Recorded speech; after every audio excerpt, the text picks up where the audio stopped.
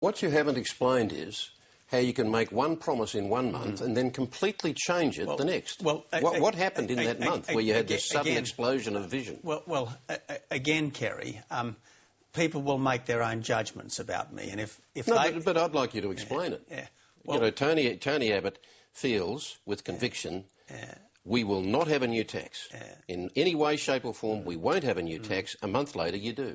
Well, you know, again, Kerry, I know politicians are going to be judged on everything they say, but sometimes in the heat of discussion, you go a little bit further than you would if it was an absolutely calm, considered, prepared, scripted remark, which is one of the reasons why the statements that need to be taken absolutely as gospel truth is those carefully prepared, scripted remarks. So every time you make a statement, we have to ask you whether it's carefully prepared and scripted or whether it's just something on the fly. Look, we no, can... seriously, this is a very serious question. But all of us, Kerry, all of us, when we're in the heat of verbal combat, so to speak, will sometimes say things that go a little bit further. Mr Abbott, we're not all leaders of major political parties who are either Prime Minister or aspiring to be. True. And would you agree that there is extra onus on you to be accurate and honest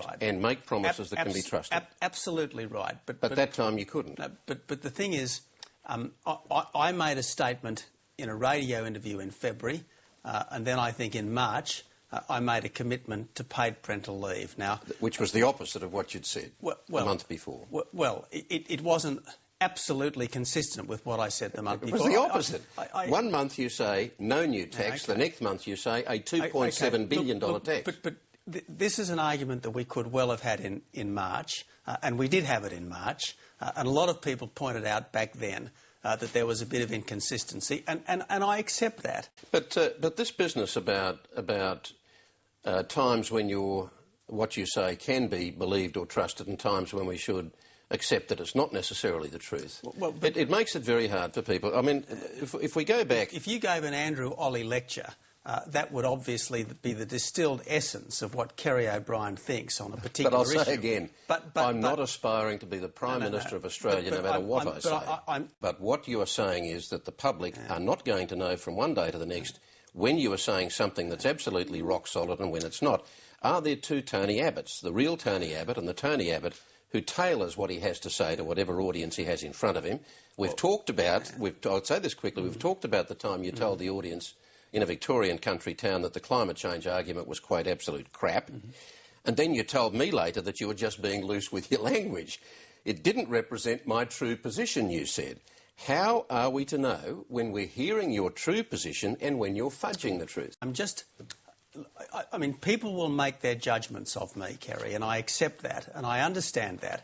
And some of them will say, aha, he said this in a radio interview in February, and then a month later in March, he made a commitment on paid parental leave, which is not completely consistent with that former statement. It was the opposite. It was the opposite of the first statement, Mr Abbott. And some people, Kerry, will judge me very harshly about that. But I'd like to hear you acknowledge this. It wasn't just a little bit different, it was the complete opposite.